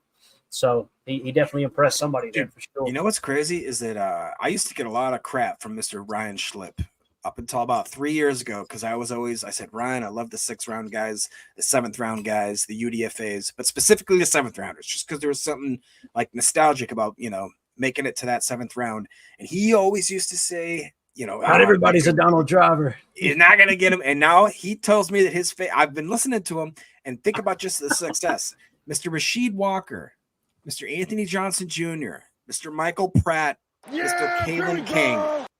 Kalen King, Michael Pratt, Rasheed Walker, and whatever the heck else I just forgot. But those are 4 potential starters that are like not just passable, that they've been actually and potentially will be very, very impactful starters. I think it's amazing. I think it's a testament to show again how great Goody has been drafting and to our scouts, dude. Like that's crazy. That's really crazy. No doubt about it. All right, let's go back to Wes Hockewitz's coverage of the joint practice here today. And we got a couple more updates. If I can get that drop. There we go. All right. So the last one we covered was Enigbare would have had a sack, right? Kenny Clark has had a nice practice this far. Districts run. Not sure what he meant by that. Disrupts run, maybe. Yeah, probably disrupts run. And listen, guys, I know it's easy. Oh, they misspelled that. No, Wes is out there trying to get all this out. And he's trying to get it out in crazy. real time. So, man, like I said, he's out there being a hero today. We appreciate it. Gary gets the tackle for the loss. So Kenny Clark having a great practice against the ones in Denver. And then obviously Rashawn Gary continues to flash there. He had a combined sack earlier with Preston Smith, and now he's getting the tackle for a loss. Boys, I'm telling you, Rashawn Gary, he is poised to bust out with this new defense. It's going to be really, really exciting there. I like seeing that one above there. Tyron Hopper back in the team drills. Yeah. This is good, especially with Edrin Cooper being, kind of sidelined here. Yeah, no doubt about it. Let's see what else we got here. Stidham floats pass into McLaughlin on a wheel, but Wyatt nearly ran directly into Stidham, got a big push on the inside rush. So Devontae Wyatt putting some pressure on the quarterback from the interior. Love to see that. Jake Shavink in the chat says Spofford has Jacobs with 6 touches so far, Wicks with 3 catches. Let's go. So let's hop over. It seems like Wes Hockowitz is hitting mostly defense. You guys talk for a second. Let me see if I can pull up Mike Spofford's and we can get some offense updates here. Yeah, it's weird. I just had to put somebody in timeout that was named Mask Collector. It sounds weird. Clearly wearing a Broncos jersey, and he just all he kept saying was Bo Nix is cooking. Bo Nix is cooking. It's funny. We haven't seen that yet. I haven't seen that. Is he cooking meth? What's he cooking? I don't know what's going on, man. So if it's on the football field, I have yet to see it. So, but man, we'll just call that post Rocky Mountain High. There you go. There you go. Hey, that was very well said, Tim. Let's see if Spofford's got anything. All right, let's go to Spofford's Twitter handle here. All right, here we go. First round 11 on 11s for the Packers. Offense saw 2 good runs by Jacobs and completion to Wicks on the sideline after Jacobs stuffed at the line. Free play on a hard count. Jordan Love out there getting on the jump again, boys. Leads to a deep shot to Watson, but just a bit out of reach. All right, next he said Musgrave gets open space on a crosser for a nice gain. Dobbs and Surtain fight for a contested ball that's incomplete. Play action deep shot for Watson. Draws the flag in the D as Watson was grabbed. Okay, hopefully he wasn't grabbed in the D. I'm not sure what the in the D was there, but he did draw a flag. Christian Watson going deep. So that's an element to the game that not many people really talk about, is when you got someone who can stretch the field vertically like that, good things happen, man. Good things always tend to happen. You can draw a flag. It's just as good as completing the play for sure. Mike Spofford tweeted out, Musgrave gets open space on a crosser for a nice gain. Dobbs and Surtain fight for the contested ball. Did we just hit that? We did. Okay. Dillon gets a carry with the 2s and then another with the 1s. Wilson gets 1 with the 2s and 2 with the 3s. Nice completion from Clifford to Stanley with the 2s. So Stanley continuing to cook a little bit. Looks like Clifford's showing up there as well. Let's key in on that running back position here, guys. Dillon gets a carry with the 2s and then another with the 1s. So Wilson gets 1 with the 2s and 2 with the 3s. So they're, according to these reps here, they definitely still see Emmanuel Wilson as the number 3 running back and Dillon as the 2. Is that how you're reading that, Jacob? Yeah, I think that's fair to say. We don't have to be happy about it, but that's how we're seeing it, right? No, and again, I'm not rooting against the guy. It's just I don't know what else you have to do if you're Emmanuel Wilson to surpass that. I mean, I think maybe we'll see it in this week 2 of the preseason, because I think, Jake Shavink says we got ourselves a scuffle. Matt Schneidman will be the one to have a video. You guys talk. I'm going to go comb through his Twitter. He's always got the scoop in his stuff. Well, and that'll be interesting. Yeah, our guys better wake up with their piss hot, like I said before. So. Sure enough, he's the one who tweeted it out. He says, we have our first mini. I knew he would be in it, man. He's in the dirty laundry all the time. We have our first mini scuffle with Adam Stenovich and Matt LaFleur caught in the middle. What? Nick Bonito. Oh, here we go. Nick Bonito hit Love's arm as he threw. Ball popped up, and Singleton picked it off. Packers weren't happy that their quarterback was touched. Wait a minute. Is he not wearing a red jersey? That's why there's a fight. You don't touch our QB1. Are you out of your mind? Can't touch his arm. Jeepers, creepers. Jacob, what are they doing out here, man? And Matt LaFleur, hopefully Matt LaFleur didn't get too involved, right? Dad says save the eyebrows. I'll tell you this. You can't even I love that our coaches are in the middle going to war for their players. I love it. Everybody likes to talk bad about Stenovich and, this and that. That man right there, listen, that boy, he's a big old boy, and he's played offensive line. He ain't afraid to throw some hands. I'll tell you this, too. You won't see the eyebrows. When he pulls that bandana down a little bit further, you don't want to see that guy at the 50-yard line on our practice field. I promise you that. Look at Tupac. Shout out Tupac LaFleur right there. All right. Yeah. Not one, but three lung darts. 3 lung darts. Thug life. You always got to have one in reserve there behind the ear. You know what I mean? So, yeah. Prince in the chat. Steno going to have to smack a biatch. Adam smack a biatch. I love it. All right. First mini scuffle, blah, blah, blah. Popped. Okay. So I think we're up to date there. Let's see if cooler heads are up. There's going to be a video. I'm going to comb through Twitter and find that video. But this is really exciting here. The other tweet that Mike Spofford had, Jacob Monk getting some work at right guard with the 1s. Nice. Jacobs with 6 touches, Wicks 3 catches, and 15 snaps by the Packers.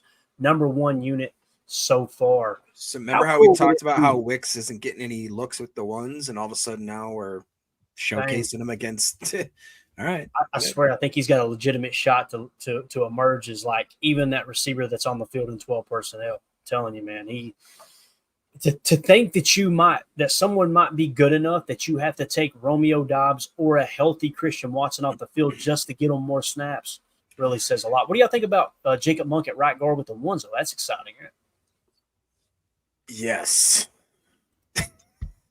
All right, well, expound upon that a little bit. I think it's exciting in the sense. It's exciting in the sense that we know Zach Tom can play everywhere else. So if we've got another option on the right side of that line, whether it's guard or tackle, I like that. I really do.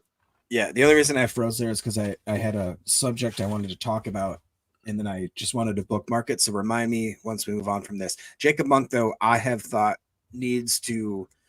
But he's the one that I see the most potential of just having that raw talent. And he seems to have such a great personality. He seems so excited to work the crowd at the beginning of practice. He seems like apparently kind of a psycho. They talked about how he was before pregame season 1, how they're like, yo, what is Jacob Monk doing? Like he was apparently. I don't know. I'm not a doctor.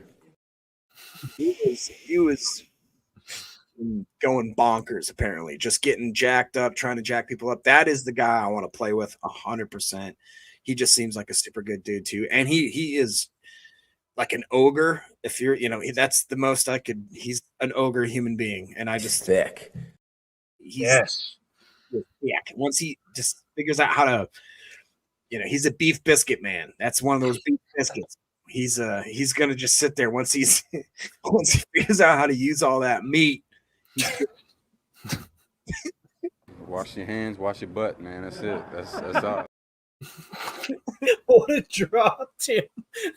I'm trying to hold it together. All I hear is the bot they say, wash your hands, wash your butt. Jacob, you got to stop this, man. Mike Spofford said, "Love." Here's his.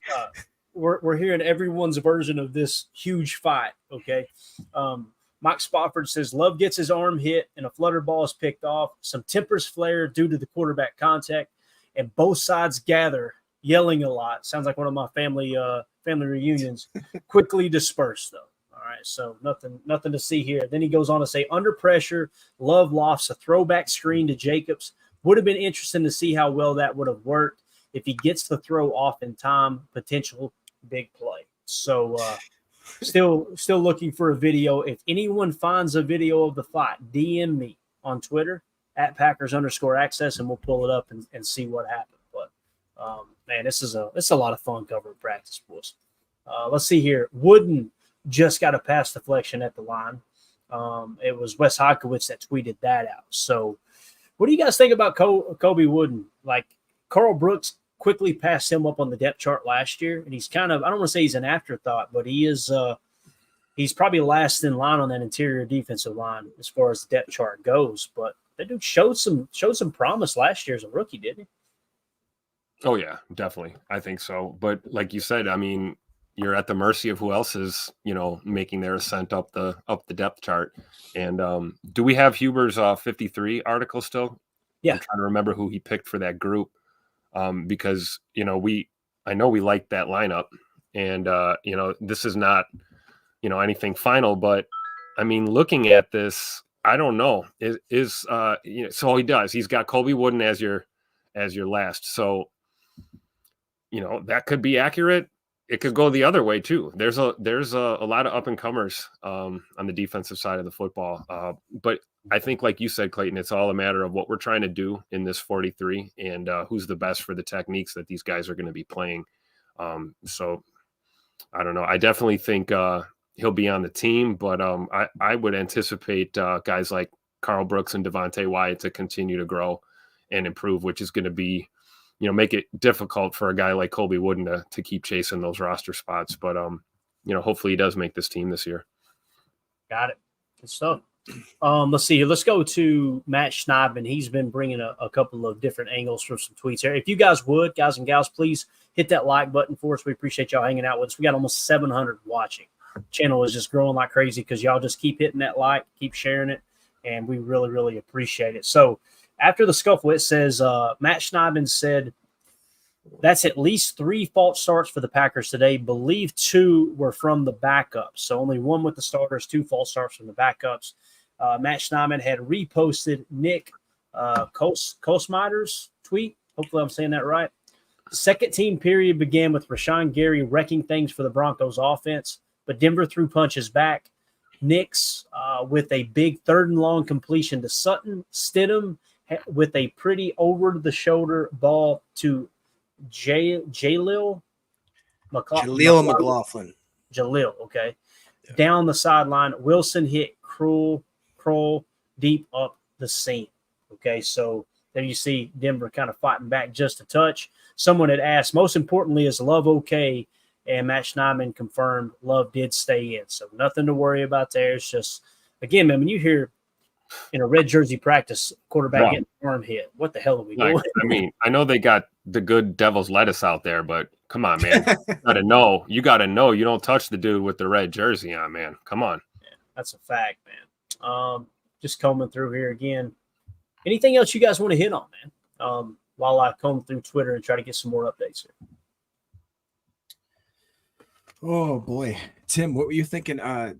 Prince was talking about how with Kobe Wooden adding bulk should help him hold up at DT. I know that they were talking again about him maybe splitting out at D end. I think that's crazy how versatile this D line. We talked about how we could shave off certain spots at that 53-man roster, but the thing is that the defensive line in general is so well versed because we've seen we can move Preston inside, we can move LVN inside, you can take Carl Brooks and move him anywhere, as he played at was it Bowling Green? He played everywhere. You can take Kobe Wooden and move him around. You can take, I'd say basically Devontae Wyatt. So athletic, you could put him at edge or / defensive end. Isn't that kind of a great problem to have? But at the same time, you don't quite know where these guys stack up. Like, where does a guy like Jonathan Ford even fit into that group if we absolutely need him? That's the only reason I see him not making that team. And it's nothing against Jonathan Ford. You know what I mean? Yeah, that's why I said, like, he's probably a bubble guy.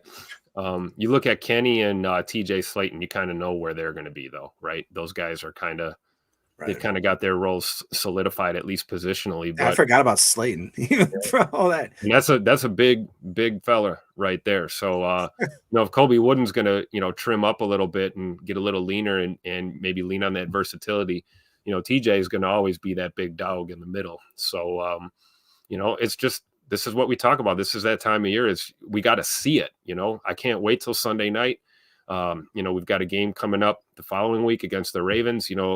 For all these people out here that think preseason is, it's preseason, it doesn't matter. It's like, I implore you to pay attention, because this is where champions are made, right here. And you're seeing it with this Packers team early on.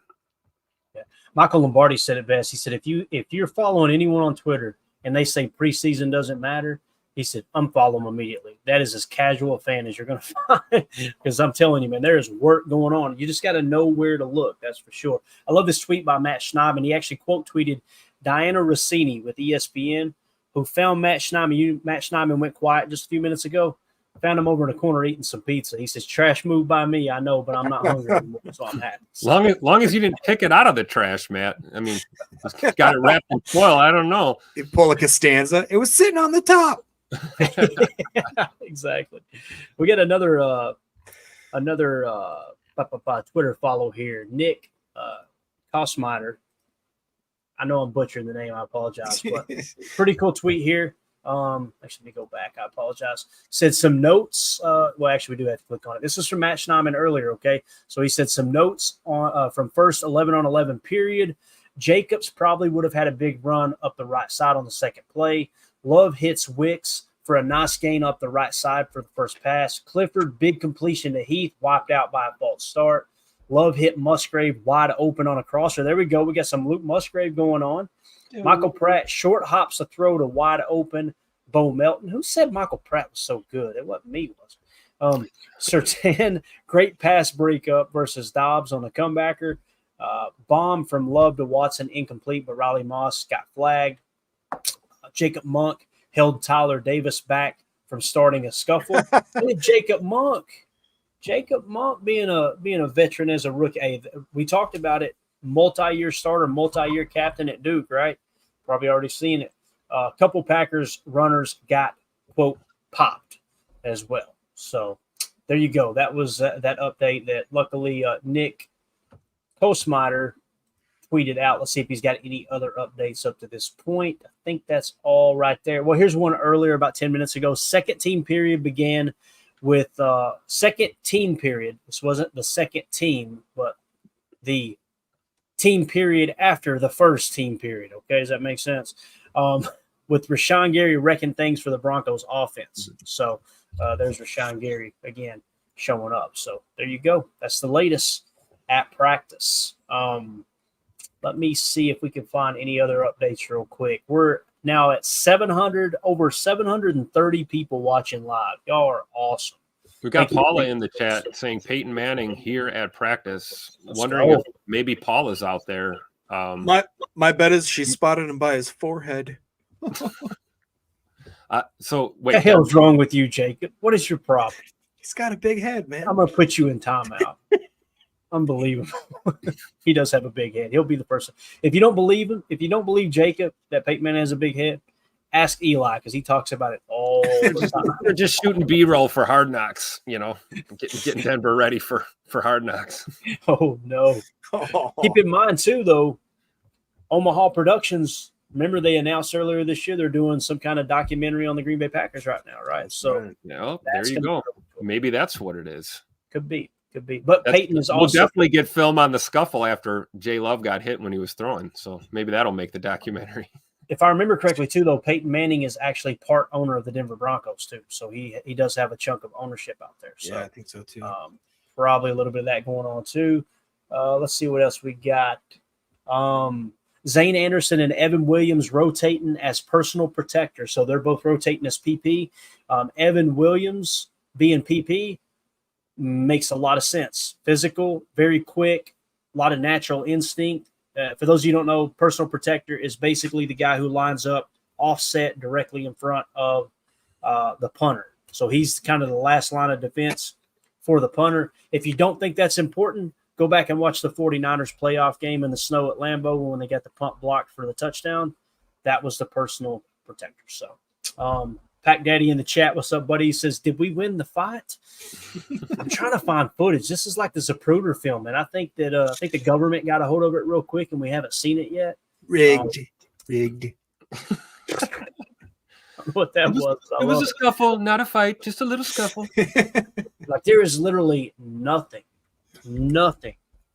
on this. How did we not? No one was rolling the tape during the see, but if you remember, I think about how chippy it got last year with the Patriots, and we had an all-out brawl before the preseason game following the joint practice, and nobody in that New England Patriots organization laid a finger on Jordan Love. So this is a little different. I wonder what the Tim's mad as hell. I love it, man. Don't touch my quarterback. You better leave Jay Money alone.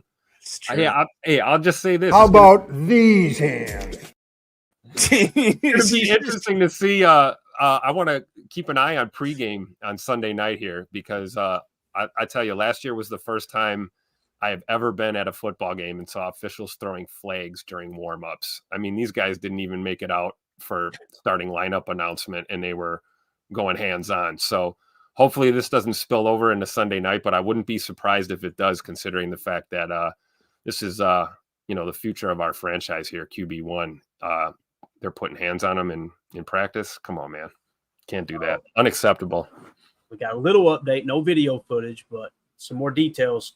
Matt Schneidman says Matt Orzik just had to be pulled away from starting a scuffle during a punt drill and then snapped it over Daniel Whelan's head out of the back of the end zone the next play. Yeah. And we just cut Peter Bowden, didn't we? Listen, if you're going to start a fight, at least make sure you're doing your job first, okay? Sean Ryan for long snapper. Jeez, I could do it, dude. Jacob. I just imagine Jacob out there in that shirt with the hat and everything. Like, come on, I'll walk up with a lung dart, wearing the single bar. I'd have the single bar helmet. I wouldn't even care. The single bar helmet. Oh, man. How the hell is your long snapper going to start a fight and then snap it over the punter's head? It's just a bad look. Hey, we figured it out. Ryan confirmed it. It's deep state cover up. Deep state cover up. There were too many slanted roofs.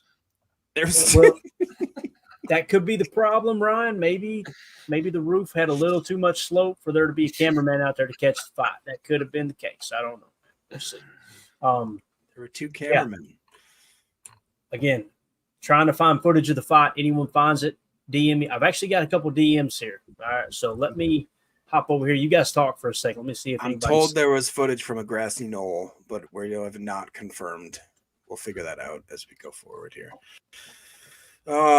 Yeah, if you guys could real quick, no shameless plug, but if you could like and share would help a lot. For some reason, again, there's like a lot of people watching this. I don't know what the heck you guys are doing today, but I don't know, man. I'm excited as all get out. I know my thoughts would be more on who do you want to see have more time in this next preseason game. It's pretty much been decided that Love is not going to play, from what I have been told by Mr. Matt LaFleur.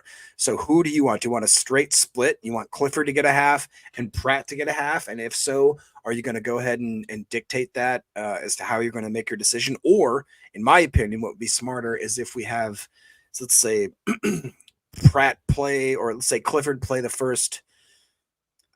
Do you swap every possession? Because I want to see them going against similar competition versus just, if you have Clifford playing the first half, he's basically going against the semi 1s and 2s. And then in the back half, it's going against your 3s and 4s / UDFAs or whatever. We're going to have time to think about that for a second, Jacob. We've got the play. We don't have the You found it? Give a shout out to Jake Shavink, who sent it in direct message. This was tweeted out by @Broncos News 303. Okay. Nick Bonito forces an interception to Alex Singleton. Tempers flared after this, and a fight broke out. So here is, Tim, brace yourself, man. Here is Jordan Love getting absolutely walloped and starting to fight here, okay? Let's get some sound here.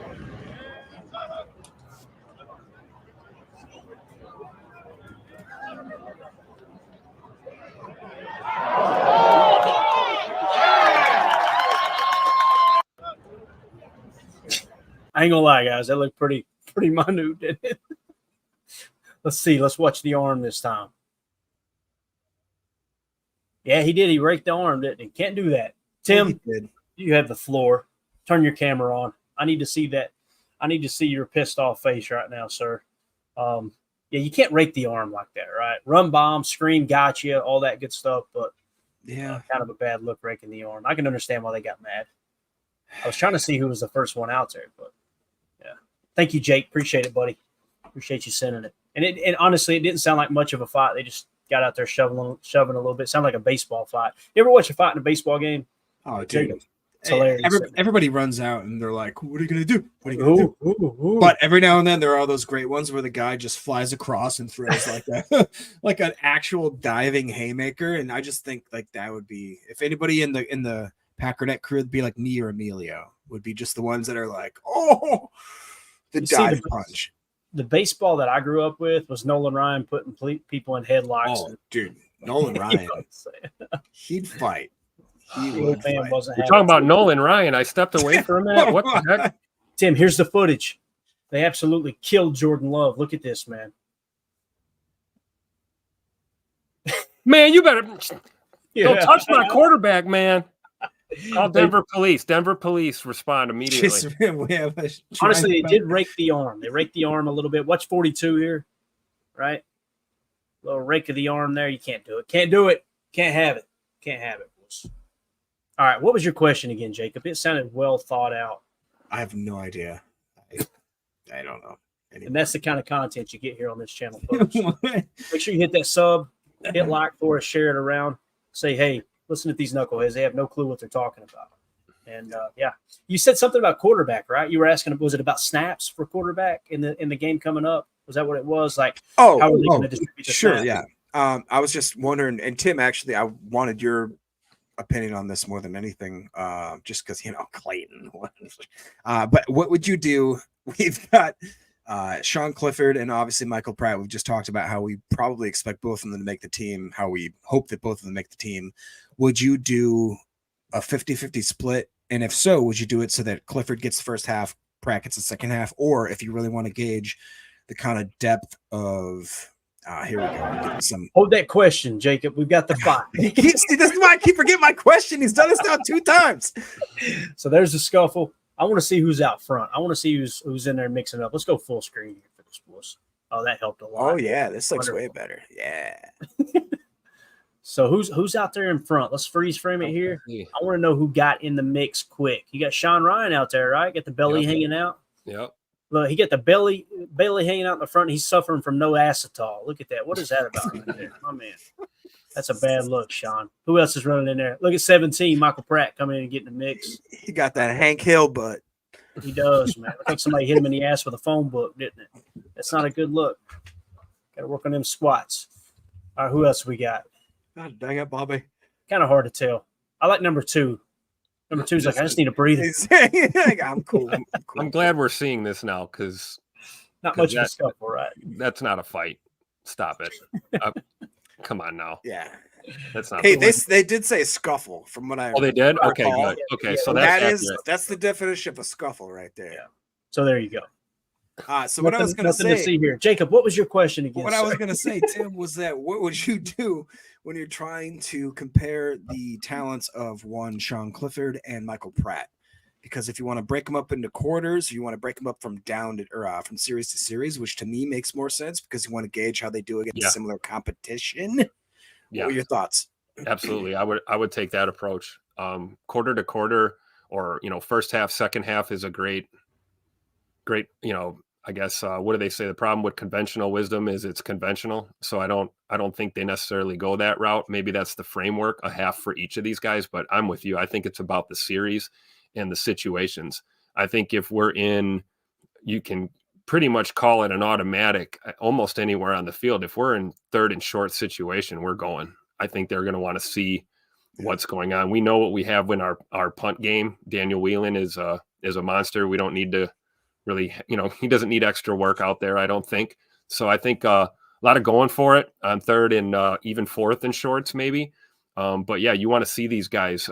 You'd like to ideally get a 2-minute drill from both, but preferably Michael Pratt. I think at this point we saw Sean Clifford last week run the 2-minute pretty well to close out the first half. So I would anticipate, we know for sure the ones aren't going to play, right? That's been confirmed. So, or at least most of the ones aren't going to play. So I would assume that Sean Clifford's your starter. And then we probably see Michael Pratt in the second half would be my guess. But we'll see. But if you're asking my opinion, I'm with you, Jacob. I'd rather, look at the meat and potatoes of what I want to see from my quarterbacks. What kind of situations can I put them in to see how they handle it? That's really what the preseason's about anyway. The final score is irrelevant. It's nice to get a dub, but we're looking at, evaluation and progression are the main two things. Right. And I guess my biggest thing would be if I'm a quarterback, or if I'm a head coach and I'm looking at my quarterbacks, I don't necessarily want to know what my third string quarterback can do against third and fourth string / guys that won't make the cut team. I want to know what my third string quarterback can do against first / second team players. And if he possibly has just jumped over Clifford being my actual backup. So that's where I would. That's a great point, because they could do the inverse or the reverse of what I just said, and you start Michael Pratt today and throw him out in the fire right away. That's true. And then you have Sean Clifford come in later in the ball game because you're a little more familiar with him. It also depends what the Denver Broncos are going to do with their personnel. How many starters are they going to trot out there themselves? So no, I would agree, Jacob. I think you're absolutely right. All right, we just cracked 800 live viewers. You guys are awesome. Absolutely awesome. It must have been the Nolan Ryan conversation. Send us over the edge. No, seriously, Packer fans are just unbelievable. The fact that there's over 800 people in here watching live for a practice. We're talking practice, man. Practice. Pretty to tell you, Packers back. I guess we'll go ahead and get ready to wrap this thing up. We've been going for an hour and 42 minutes. Everyone, please take a quick second, hit that like button for us. We're I don't want to say it's record numbers, but man, it's just absolutely awesome. We got this many people in here. Feel free to share it too. We go live daily, sometimes multiple times per day. We're going to be doing pregame shows, postgame shows all season long. We appreciate y'all hanging out with us. Anything else y'all want to hit on before we wrap up? The tweets have kind of slowed down a bit. I'll kind of make one more sweep through, but anything else y'all want to hit, go ahead, you get the floor. I think that's probably why it's winding down. If the piss is too hot, so to speak, they're probably going to try and just get out of there before anything boils over. But I think what we saw for the most part were just scuffles and typical, two teams getting together. It's hot out. You got guys trying to make a roster. They're chippy. It is what it is. I'm still glad that I overreacted to them making contact with Jordan's arm there. And seeing the film, it's obviously less intense than we thought, but still don't touch our quarterback.